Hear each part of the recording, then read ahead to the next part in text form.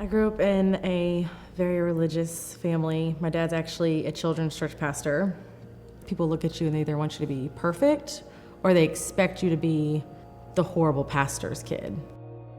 It was after college that I finally had like some freedom, going out with friends, and I started shooting pool. So that ends up putting you in a lot of bars. You're drinking, you're out in just poor situations that anything could happen. I was shooting pool, actually in a tournament, and I lost. So I went to the bar, and he happened to be shooting pool by himself. I was like, who shoots pool by themselves? And so we just struck up a conversation, and we ended up just kind of hitting it off, talking, and we dated for a while.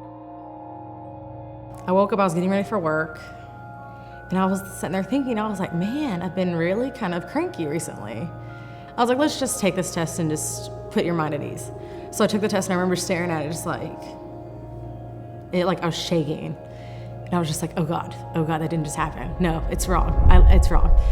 So I was shocked. I was in disbelief. And then he was helpful, but it was just like, I couldn't talk to him about it because he didn't understand. There'd be nights where I'd just sit there and just cry because I didn't know what to talk to about it. Like, who do I talk to? And I wanted to talk to my sister or my best friend, but I knew both of them wouldn't support the fact that I was even thinking about abortion. I didn't know how either of them would react. And then it was like devastation. I was like, no, I can't be pregnant. This can't be reality. It was horrible. I was so scared. Sorry.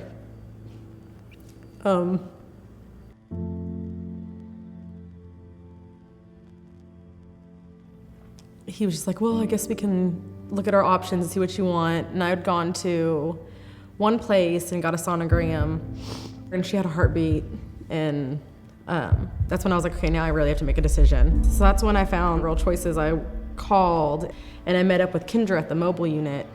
I was wondering if it was gonna be more of like a clinical situation, but then when she sat down and was like, well, let's just talk, she was very personable. So it made it a lot easier and more comfortable because I was super concerned about it. And even then I was in there, when I was telling Kendra, I was like, I don't know if I could tell my parents, they're gonna be so ashamed. And she was just like, no, it's okay. And then even she said, well, how would you think your parents would feel if they found out you had an abortion? And she's like, you can do it. It's not, the end of the world. And I'm like, okay. And so I remember going home, and the next day or two, she texted me and was like, I've been praying for you, and asking me how I was feeling, asking how things were going with my boyfriend, and her influence was probably one of the biggest ones. Keeping the baby. Yeah, if it wasn't for her, I don't know if I would have. So I was like, okay, I can do this.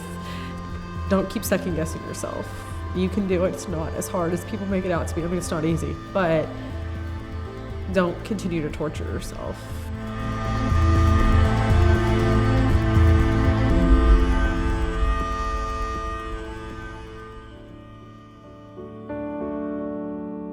It was a very long labor. I was exhausted.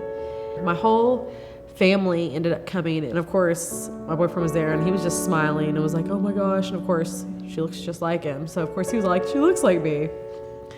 And it was just like sweet just holding her, and she was just so sweet. And later that day we were in the post room, and we were sitting there talking, and I was just like, could you imagine, like, we wouldn't be here if we would have made another decision. He's like looking at her, he's like, yeah, I'm glad we didn't do that. Like, I look at her all the time, and I'm like, I'm so glad you're here. I'm definitely happy with cuddling up with her, and I think I always look at all the pictures, like I still scrapbook and look at all the pictures from the hospital, just like, oh, it was so worth it.